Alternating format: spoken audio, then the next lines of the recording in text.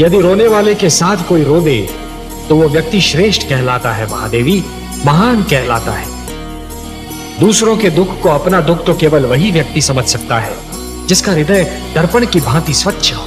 ये मैं बार बार यही कहता हूं कि कभी किसी को किसी का बुरा नहीं सोचना चाहिए, क्योंकि जो भी व्यक्ति किसी और का बुरा सोचता है अंत में उसका भी बुरा हो ही जाता है। जो भी व्यक्ति ये समझते हैं कि ये तंत्र मंत्र, ये सर्वनाश और अंधकार की शक्तियां केवल किसी और को ही क्षति पहुंचा सकती हैं, तो वो उनका भ्रम है। सत्य तो ये है महादेवी कि जो ईश्वर के सच्चे भक्त होते हैं, जो स्वयं ईश्वर पर संपूर्ण विश्वास करते हैं, ये तंत्र मंत्र की शक्तियां उनका बाल भी नहीं बांका कर सकती। इस प्रकार द्वेष और घृणा का मारा व्यक्ति पड़ोसी के घर को जलते हुए देख ये भूल जाता है कि उसी अग्नि की लपटें स्वयं उसका घर भी जला सकती हैं।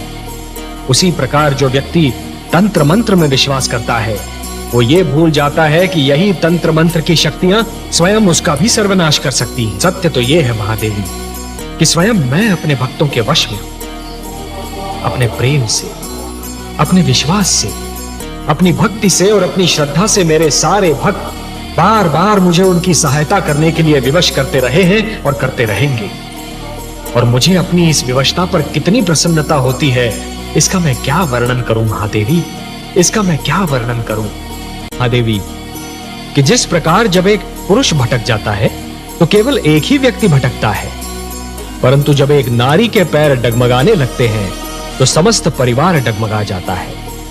उसी प्रकार जब एक शिष्य भटकता है तो केवल एक ही छात्र भटक जाता है, परंतु जब एक गुरु भटक जाता है महादेवी तो समस्त छात्र समाज भटक जाता है। महादेवी, जो मृत्यु से डरते हैं वो जीवन जीने के लिए सिद्धांतहीन समझौते करने लगते हैं, और ऐसा सिद्धांतहीन जीवन मृत्यु से भी बुरा होता है महादेवी।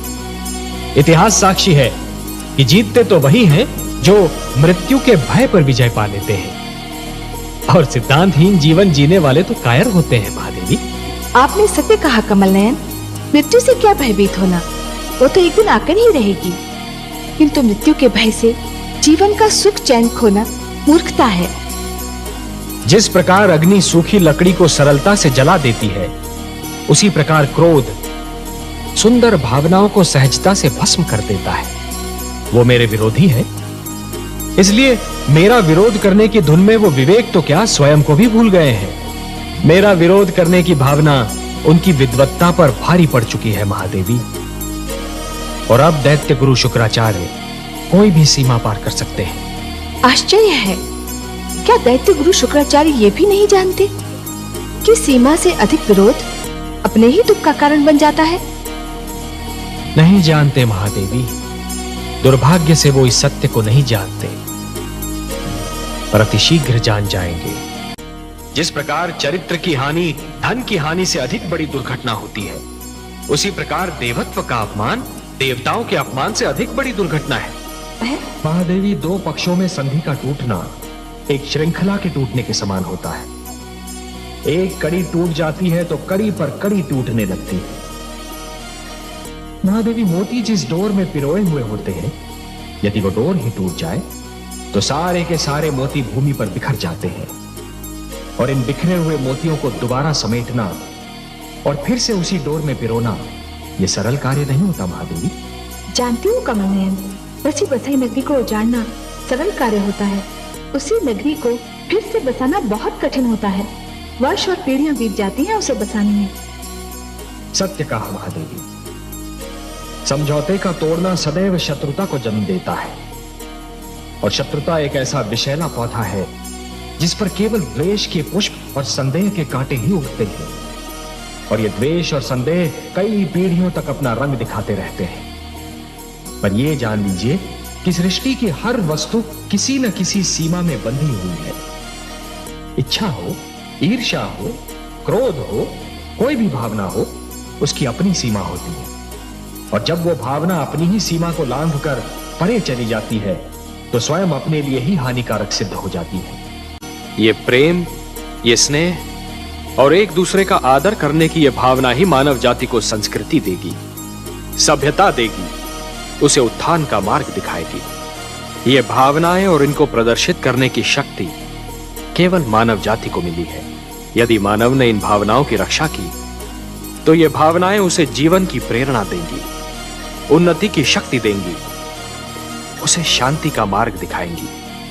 और यदि मानव ने इन भावनाओं को त्याग दिया तो वो पशु और पिशाच के स्तर से भी नीचे जा गिरेगा। कि यदि चित्रकार के बनाए चित्र को कोई बिगाड़ दे तो क्या उसे तनिक भी चिंता नहीं होगी? यदि कोई चित्रकार अपना चित्र किसी को उपहार में दे दे तो उस चित्र को संभालना उपहार पाने वाले का कर्तव्य है।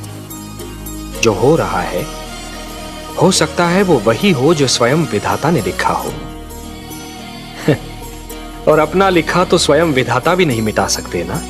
हे महादेवी, हो सकता है कि यह मानव की परीक्षा हो, उसके कर्मों की परीक्षा हो। तो आप क्या चाहती थी कि हम केवल दिन बनाते और रात्रि न बनाते? फिर मानव को अंधेरे उजाले का अंतर कैसे जान पड़ता? विष न होता तो अमृत की महत्ता कैसे जानी जाती? पुष्प के साथ कांटे न होते तो पुष्प के सौंदर्य को कौन जान सकता? पतझड़ न आती तो वसंत ऋतु इतनी सुहानी कैसे लगती? हमने मानव को बनाया है देवी। मानव इतिहास को बनाने का कार्य हमने अपने हाथों में नहीं रखा, वो तो उसी पर छोड़ दिया है। अभी तो उसे अपनी शक्ति का आभास हुआ है। इसी से उसे न्याय अन्याय, सत्य असत्य, धर्म अधर्म और पाप और पुण्य की जानकारी भी होगी। हमने बुद्धि दी है मानव को, विवेक दिया है उसे। यदि असत्य और अधर्म अपनी सीमा को पार कर गए, यदि धर्म की हानि होने लगी तो हम स्वयं धरती पर जाएंगे। हम वचनबद्ध हैं